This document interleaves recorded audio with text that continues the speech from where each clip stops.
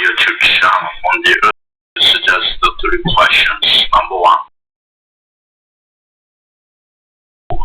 you have given who fear you that it may be displayed because of the truth. Salah. What does it mean, and how can we apply it?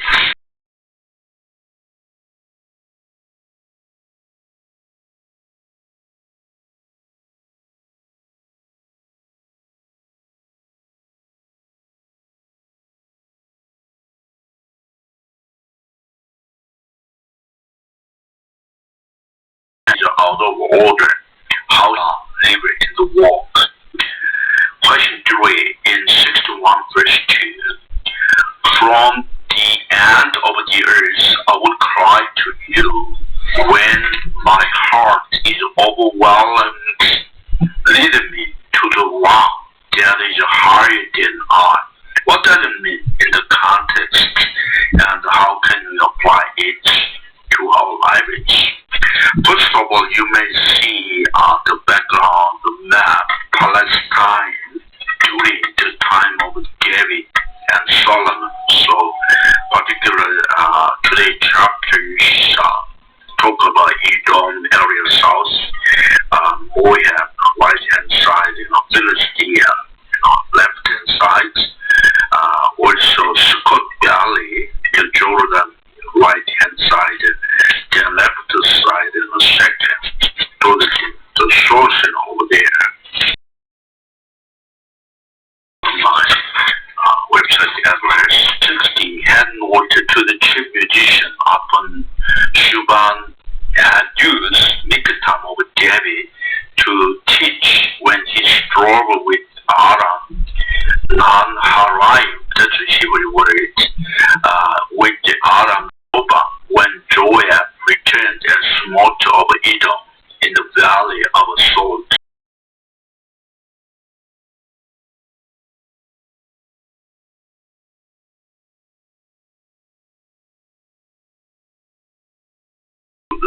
So over there, the seven others meaning, little testimony, a mix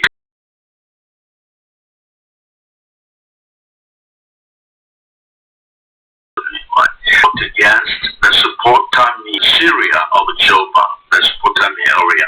Today is Iraq, Syria, might include there. Joab returned and killed 12 in the valley of Swords. See, is around there. David composed this Psalm 60 to the chief musician, setting to lily of testimony, or to trumpet of a testimony. Likely David's testimony in the harmony of a trumpet. In order to teach, to cover act, he fought to Syria in Mesopotamia area. He and Joab back to destroy the invading Edomites in the valley of Salt. In the references over the 2 Samuel chapter 8, 1 and 2, 1 Chronicle 18, 1 and 2, 2 Samuel chapter 8, 1 and 2.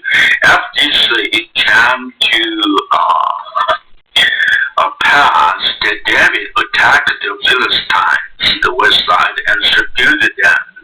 And David took Metag Amar from the hand of the Philistines, west side to the Gaza area. Then he defeated Moab. Moab is east side, is Moab.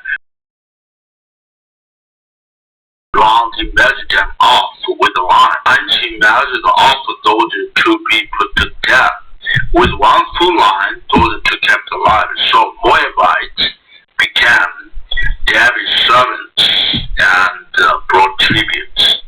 First Chronicle 18, 1 and 2. After this it came to pass that David attacked the Philistines and subdued them and took God, his town, from the hand of Philistines. Then he defeated Moab, and the Moabites became David's servants and brought tributes. Then Edom defeated as well.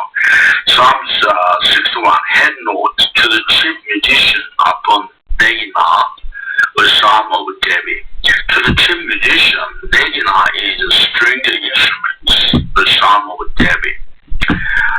David composed his Psalm 61 to the chief musician on a stringed instrument, where he probably was fleeing from Absalom in 2 Samuel 15:14.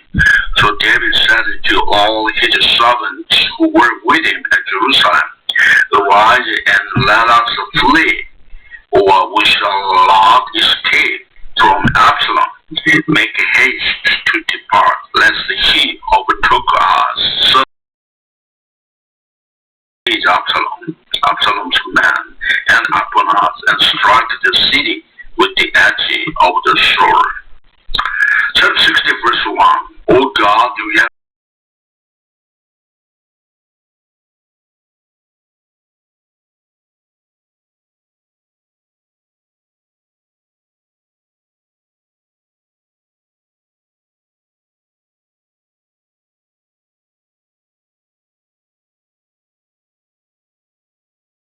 destroy us against terror, Israelites. Verse 2. You have made the kill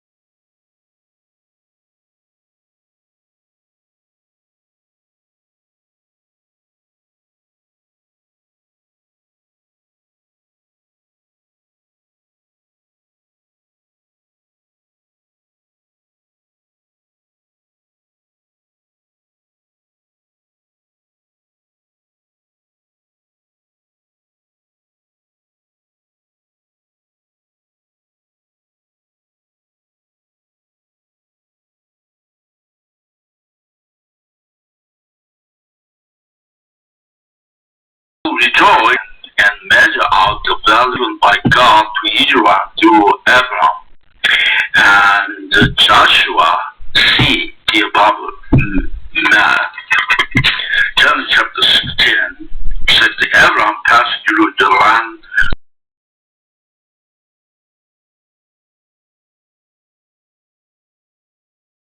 that had been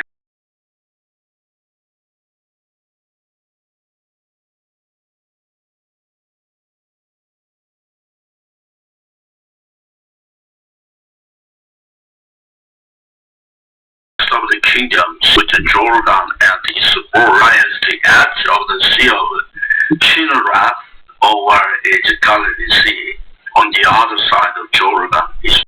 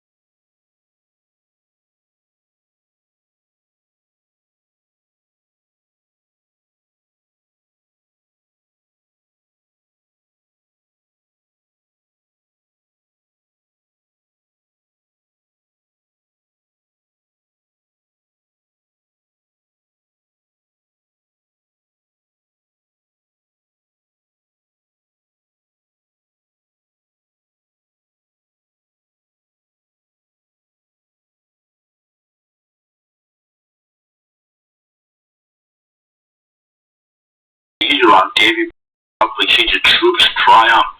Even if the world seems out of control today, God is in control. And so, through him, he will be triumph. Now, chapter 61.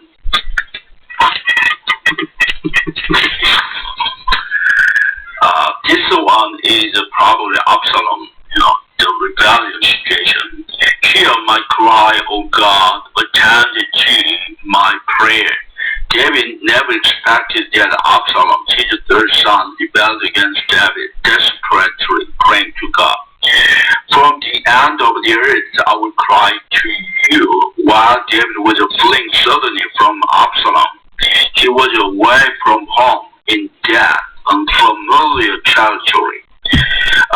But the wonderful thing is that our God is omnipresent. David was able to pray to God from any place, as well as from any time, because our God neither slumbers nor sleeps. Psalm 121:4. Behold, he who keeps Israel shall neither slumber nor sleep. When my heart is overwhelmed, lead me to the rock that is higher than I.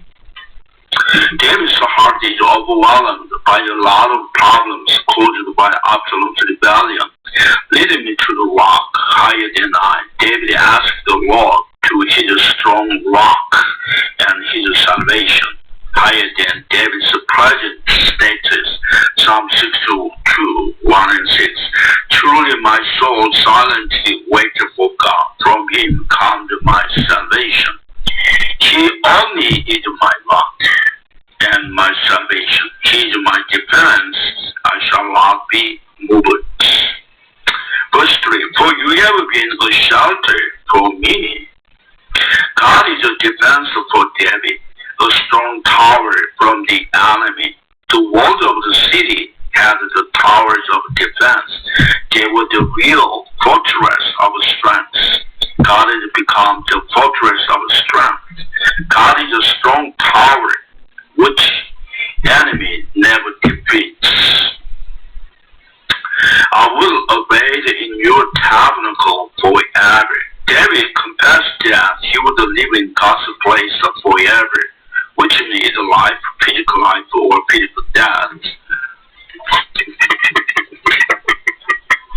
Absent from the body or present with the Lord. David lost his trusted in the place, David rested trust or faith in the place ruled by God.